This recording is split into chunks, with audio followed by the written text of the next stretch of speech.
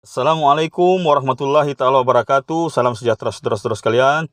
Alhamdulillah dan terima kasih saya ucapkan kepada saudara-saudara semua kerana masih sudi menonton channel yang terlalu simple dan bersahaja ini. Okeylah, tanpa membuang masa, kerana saya khawatir konten kali ini durasinya mungkin agak lama. Maklum sajalah saya akan membahas dan mengupas kenyataan yang dibuat oleh seorang yang bukan calang-calang. Seorang yang pernah dianggap antara pemuda yang paling pragmatik dan dinamik di negara kita Malaysia ini. Beliau adalah mantan Menteri Persekutuan, pernah menjabat jawatan sebagai Menteri Belia dan Sukan, tidak lain tidak bukan Presiden Parti Muda, iaitu Tuan Syed Saddiq Syed Abdul Rahman. Tetapi dalam konten kali ini saya tidak akan membidas beliau secara pribadi. Siapalah saya, okey? Tetapi saya akan membuat kenyataan susulan, bukan untuk menepis, tapi sekurang-kurangnya memperbetulkan. Kerana saya anggap kenyataan beliau lebih merupakan kepada satu tohmahan yang emosional. Kalau ibarat iklan syampu, macam tersekat di skala 6. Beliau tidak memandang dengan lebih dalam, jadi maka disebabkan itulah mungkin kenyataan beliau ini saya anggap memakan diri sendiri. Jadi untuk memudahkan konten ini dibuat, kerana saya tidak tulis atau apapun, saya akan menuruti daripada kronologi video berkenaan. Apa yang beliau ucapkan dulu, itulah yang saya akan berikan dulu bahasannya. Okey, yang pertama, di peringkat awal video berkenaan, Tuan Syed Saddiq Syed Abdul Rahman menyatakan rasa tidak senang beliau kepada kita rakyat Malaysia, khususnya umat Islam, especially PAS, kerana menurut beliau kenapa kita meraihkan kemenangan Taliban. Dia siap bertanya, what's wrong? There's nothing wrong. The only thing which is wrong is you yourself, sir. Okey, kenapa saya berkata begitu? Kerana Taliban dalam konflik kali ini lebih memiliki hak berjuang berbanding pihak yang ditentangnya, iaitu kerajaan boneka Afghanistan. Kenapa begitu? Kerana Taliban memperjuangkan maruah negaranya yang sedang diperintah atau ditadbir oleh sebuah kerajaan boneka. Dan kerajaan boneka ini pula didirikan dan didalangi oleh puak pendusta nombor 1 di muka bumi ini. Tidak lain tidak bukan puak bersekutu, iaitu Amerika Syarikat, Great Britain, Perancis dan rakan-rakan seangkatannya. Tetapi apa yang menjadi natijah dalam konflik kali ini dan konflik-konflik sebelumnya, kita sedia maklum. Pihak bersekutu menggenggam media massa dunia. Jadi mereka boleh menyampaikan berita atau maklumat yang sentiasa memihak kepada mereka dari segi moral dan kebenaran. Jadi saya rasa inilah yang telah masuk ke dalam pemikiran dan tafsiran saudara Syed Saddiq. Beliau tidak memandang daripada sisi yang lain. Beliau memandang daripada media mainstream. Boleh jadi. Kedua, mungkin beliau tahu tapi beliau sengaja kerana beliau menyebarkan apa yang kita anggap sebagai liberalisme. Okey, jadi kenapa saya katakan Taliban mempunyai hak yang lebih untuk berjuang? Saya sudah nyatakan tadi, kerana mereka memperjuangkan negara mereka. Sedangkan puak yang satu lagi adalah puak yang didalangi oleh penceroboh yang menceroboh negara mereka. Satu. Kedua, kita sebagai umat Islam sudah sekian lama merasakan pahitnya, siksanya, deritanya, dizalimi, ditindas dan dirampas hak kita. Di Palestin, di Arakan, di Chechnya, di Bosnia dan di banyak tempat lagi. Itulah yang kita rasakan. Jadi apabila kita merasakan manisnya kemenangan, jangankan besar, sebiji atau sebutir roket Hamas masuk ke Tel Aviv pun kita sudah senang hati dan mau merayakannya. Ini kan pula kemenangan merampas kembali sebuah negara. Sebuah kemenangan moral yang sangat besar. Jadi tidak salah untuk kita raikan. Sebagai umat Islam, dalam perjuangan-perjuangan seperti ini, kita dituntut untuk membantu dengan kudrat kita. Kalau kudrat tidak mampu, dengan harta benda kita. Harta benda tidak mampu, nah silakan berdoa. Kalau doa pun tidak mampu, diam. Kalau diam pun tidak mampu, saya tidak tahulah apa jadi. Tapi jangan pula sampai kita memihak atau menyebelahi pihak yang menentang perjuangan saudara-saudara seagama kita. Ya, memang di atas kertas putih ataupun di atas layar perak dinyatakan pejuang-pejuang Islam lah para ekstremis, pengganas, itu ini semua. Tapi kalau kita kaji dari dulu, puak yang lagi satulah yang lebih ganas mainannya. Cuma mereka tahu cara untuk mengelabui mata orang. Okey, jadi ini yang pertama. Jadi saya rasa cukup untuk saya membidas kenyataan berkenaannya bahawa tidak salah kita meraihkan kemenangan perjuangan orang yang perjuangkan atau menegakkan agama kita. Yang kedua, Tuan Syed Saddiq merasakan kemenangan yang terlalu cepat yang dikecapi oleh Taliban sebagai kemenangan yang dicapai melalui cara keganasan. Na'udzubillah min zalik. tidak ada bukti dalam konflik kali ini bahawa Taliban menjarah mana-mana wilayah, perkampungan atau kota yang mereka takluki. Tidak ada. Semuanya berlaku dengan aman dan tenang. Terbukti di mana-mana, sampaikan Amerika bingung untuk mencari sumber-sumber atau membuat video-video palsu untuk menunjukkan Taliban menjarah, memperkosa, meletupkan itu ini semua tak ada. Ya. Dan kita secara akal sehat tidak boleh menyatakan cepatnya sesuatu kemenangan itu dicapai karena kita ganas. Tidak ada. Contoh paling dekat kita ambil. Sewaktu Singapura ditawan oleh Jepun pada era Perang Dunia Kedua dulu. Singapura adalah sebuah kota yang dipertahankan oleh British. Walaupun orang bilang ya Singapura kecil, tapi pertahanannya cukup hebat. Kerana apa? General Arthur Percival, yang merupakan ketua turus Angkatan Tentera British di Timur, diarahkan secara langsung oleh Perdana Menteri Britain pada ketika itu, Winston Churchill, untuk mempertahankan mahkota British di bahagian timur. Jadi pertahanannya sangat-sangat kuat. Tetapi kalah juga dalam masa yang singkat. Terlalu singkat. Itu pun orang cakap delay sikit sebab ada keberanian Regimen Melayu yang diketuai oleh Lieutenant Muda Adnan pada ketika itu. Kalau tidak, Singapura jatuh dalam jangka masa yang singkat. Ada peperangan yang sudah mau menang, tapi tidak menang-menang juga. Contohnya serangan Nazi di Stalingrad. Sudah tinggal beberapa inci lagi, menang sudah. Tapi tidak juga menang. Jadi keganasan itu tuan-tuan dan puan-puan bukan alasan sesebuah peperangan dimenangkan dengan cepat. Tetapi kemenangan Taliban pada kali ini dicapai dengan lebih cepat adalah kerana sokongan daripada rakyat jelata Afghanistan yang hampir 90% menyokong perjuangan Taliban. Kenapa? Kerana rakyat Afghanistan muak dengan kerajaan boneka yang mentadbir negara mereka. Kerana rakyat Afghanistan malu menanggung tohmahan bahawa negara mereka ditadbir oleh sebuah pentadbiran yang didalangi oleh negara menceroboh mereka.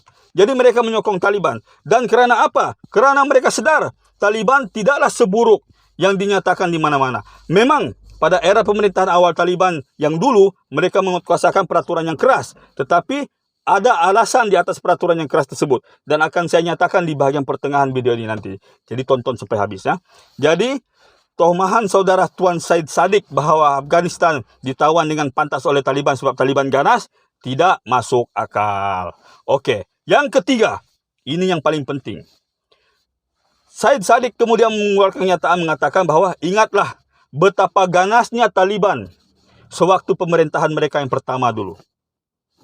Ganasnya di mana? Saya mau tanya. Adakah pemerintahan Taliban pernah menembak membabi buta satu kampung begitu? Atau memperkosa seperti yang diwawarkan di media massa barat? Salah. Salah saudara-saudara sekalian. Untuk ini, saya akan komen dengan panjang lebar sedikit lah, izinkan saya. Pertama, selepas Taliban menang pada era baru ini, Taliban telah menjanjikan satu pembaharuan. Antara pembaharuan yang mereka janjikan adalah corak pemerintahan yang lebih sistematik dan longgar dari segi peraturan agama dan peraturan kemasyarakatan. Kedua, mereka berjanji untuk membawa Afghanistan ke tengah, ke komuniti dunia untuk diiktiraf di peringkat antarabangsa. Dua janji Taliban. Jadi ini bukti bahawa apa yang berlaku semasa era pemerintahan Taliban yang lama itu ada sesuatu yang mereka mau laksanakan atas alasan tertentu. Jadi saya jelaskan di sini. Okey. Dulu antara senjata utama pihak barat menuduh Taliban dan Islam sebagai satu pemerintahan yang tidak baik adalah kononnya penindasan terhadap wanita. Okey, jadi sini saya jelaskan. Apabila Taliban mengambil alih tampuk kuasa selepas era jatuhnya rejim Najibullah Kabul pada masa itu, maka Taliban telah menguatkuasakan beberapa pelaksanaan peraturan-peraturan yang agak pelik. Sangat-sangat pelik. Kalau kita fikir dengan secara biasa, secara direct. 3 peraturan yang paling kontroversi pada masa itu adalah, pertama, tidak adanya penggunaan media, terutama radio dan televisyen. Kedua, kaum lelaki diwajibkan untuk berjambang dengan lebat. Janggut tebal-tebal, lebih tebal, lebih bagus. Kemudian, mereka harus memakai serban yang dililit dengan sangat-sangat tebal.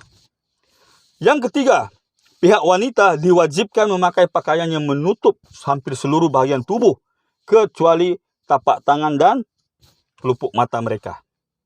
Jadi ramai orang mengatakan ini satu peraturan yang sangat ekstrim. Peraturan kuno, peraturan lapuk, peraturan yang menindas. Sebenarnya tidak, tuan-tuan. Dengarkan penjelasan saya. Kamu tidak akan dengar di mana-mana penjelasan ini. Saya pernah saya bukan main sok tahu saja penjelasan ini, tapi saya pernah dengar dari seorang yang mempunyai credibility. Oke, kenapa peraturan ini dilaksanakan? Logik ya, Afghanistan merupakan sebuah negara yang hancur daripada 3 siri peperangan berturut-turut. Yang pertama, apabila Rusia atau Soviet Union pada masa itu menceroboh Afghanistan. Habis dia sapu rata Afghanistan. Kekejaman mereka sangat-sangat kejam. Apabila puak mujahidin menentang mereka dan mereka diambang kekalahan, sebelum mereka belah daripada bumi Afghanistan, mereka telah menubuhkan sebuah kerajaan boneka, yaitu rejim Najibullah. Jadi rejim Najibullah ini pula terkenal dengan korupsinya. Ya, sebuah kerajaan yang sangat-sangat korup dan tidak bertanggung jawab. Jadi banyak peristiwa-peristiwa yang menyebabkan Afghanistan huru-hara berlaku semasa rejim Najibullah. Sekali lagi puak mujahidin muncul untuk menumbangkan kerajaan yang korup ini. Apabila kerajaan yang korup ini tumbang, maka puak mujahidin pula bermasalah. Puak mujahidin terdiri daripada para pejuang daripada kabilah-kabilah yang berlainan. Jadi mereka tidak dapat membentuk satu kerajaan pusat yang kukuh. Jadi apa jadi? Mereka berperang sama sendiri. Konflik ini pun turut meranapkan impian untuk membangunkan kembali Afghanistan. Jadi bayangkan ya, betapa runtuhnya negara pada ketika itu. Ya, contoh dalam satu komuniti. Si Fulan bin si Fulan telah memperkosa satu komuniti di komunitinya. Semua orang wanita katalah dia sudah cop. Kemudian si Fulan bin si Fulan yang satu lagi telah membunuh satu komuniti yang ada di daerahnya. Jadi dendam, trauma, sifat syakwasangka, sifat saling meragui ada pada komuniti pada masa itu. Jadi macam mana mau bangunkan negara? Jadi pada ketika inilah Taliban muncul dengan peraturan ini atas logika dan atas satu tempoh waktu yang mereka minta. Mereka mau 3 peraturan tadi dilaksanakan dalam jangka masa 6 atau 7 tahun bergantung kepada keberkesanannya. Tetapi kenyataan bahwa Taliban minta waktu ini tidak pula dinyatakan di media antarabangsa, tidak. Ditutup supaya orang tidak tahu, supaya Taliban nampak bodoh. Jadi keberkesanannya itu ada. Bayangkan ya, dalam satu office lah, katalah pihak Taliban mau membuat satu office pejabat kesihatan, mau bangunkan fasiliti kesihatan di sebuah daerah. Macam mana mau kerja? Kalau saya seorang perempuan, orang yang pernah memperkosa saya ada di dekat saya. Kalau saya nampak orang yang pernah bunuh adik saya, yang pernah bunuh bapak saya ada di depan mata saya. Dan saya pula orang yang pernah bersalah, macam mana saya mau go on? Macam mana saya mau move on? Tidak boleh. Sebab perasaan-perasaan yang tidak wajar itu ada. Jadi inilah sebabnya Taliban memperkenalkan peraturan berkenaan. Supaya perasaan syakwasangka, trauma, dendam ini semua boleh diminimumkan. Dengan berpakaian tertutup, perasaan malu dan rendah diri seorang wanita dapat dikontrol sedikit. Dengan tidak melihat wajah seorang itu secara direct, mereka mungkin tertanya-tanya, ini ke orang yang pernah bakar rumah saya dulu? Mungkin bukan, mungkin dialah. Oke. Jadi nampak. Tetapi sebelum peraturan berkenaan sukses dilaksanakan, pihak barat yang khawatir akan kejayaan peraturan berkenaan, kalau nanti dia berjaya, nanti orang ingat Islam ni baik, maka Bush dan Blair menyerang Afghanistan atas alasan yang sangat lucu. Kononnya mereka mau mencari senjata pemusnah besar-besaran. Kononnya orang-orang daripada Afghanistan inilah yang pernah menyerang bangunan World Trade Center pada peristiwa 9/11. Tetapi hal berkenaan sebenarnya adalah alasan semata-mata yang direka untuk menghalalkan pencerobohan mereka. Kemudian dalam video berkenaan juga, Syed Sadiq menyatakan betapa Taliban sangat-sangat menindas wanita. Nah, saudara-saudara, orang yang menyuruh wanita berpakaian lengkap dengan orang yang menyuruh wanita melonte dalam bahasa Indonesia, mana satu yang lebih menghormati wanita? Fikirlah, kan? Tuduhan beliau bahwa wanita-wanita dari puak Hazara. Hazara ini adalah puak yang berada di Herat, di bahagian barat Afghanistan, yang majoritinya berfahaman Syiah. Kononnya wanita-wanita Hazara dan wanita-wanita Uzbek telah pun ditangkap dan dilacurkan dan dijual di luar negeri oleh Afghanistan. Luar negeri mana yang beli? Bukankah pada masa itu kerajaan Taliban telah diiktiraf di mana-mana? Kan? Logikkah kita tangkap wanita Uzbek, kita jual balik semua orang Uzbek? Tidak mungkin. Mereka bukan tidak mau menikahi wanita-wanita Hazara, tapi wanita-wanita Hazara adalah berpuak atau bermazhab Syiah.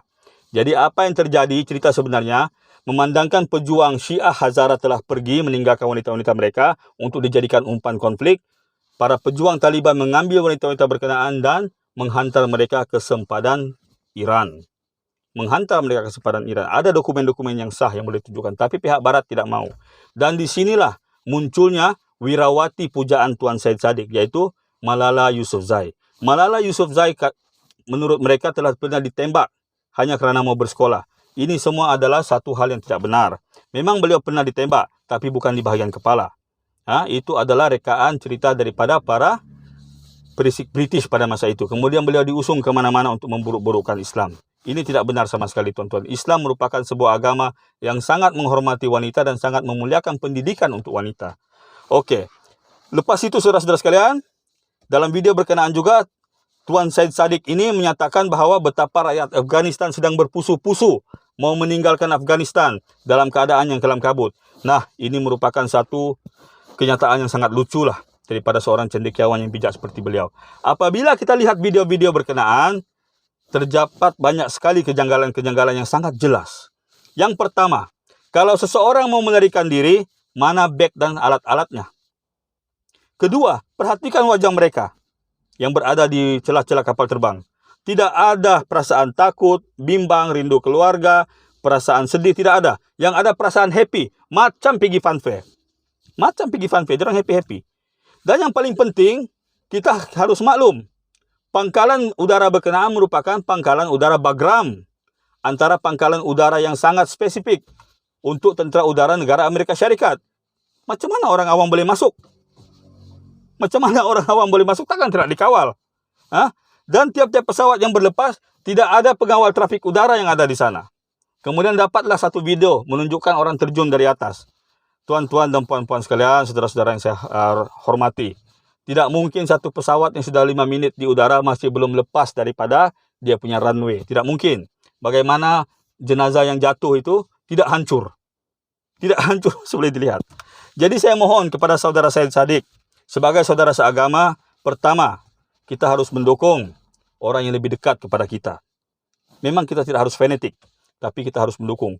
Kalau terbukti salah, maka kita betulkan kembali. Kita betulkan kembali.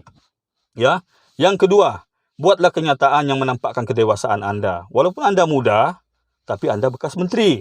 Jadi orang masih pandang. Lagi-lagi Presiden Parti. Dan yang ketiga yang paling penting sekali. Kalaulah tuan atau saudara Syed Saddiq membuat video ini semata-mata untuk orang cakap,